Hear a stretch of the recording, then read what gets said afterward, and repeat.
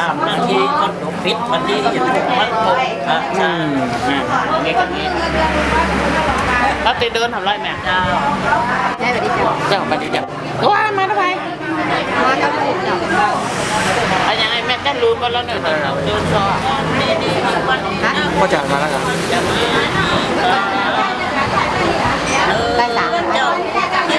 ครบทุกสังตลอดถึงน้ำใจกระจอกกระปีในจอกดอกปัดออก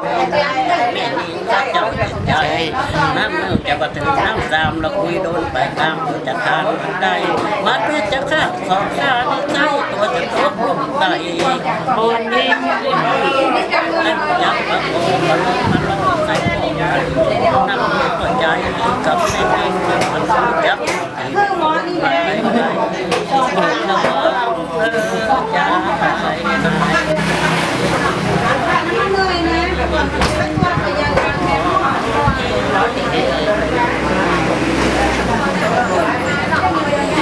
มันต้องมีของไม่ยิงของกระจาย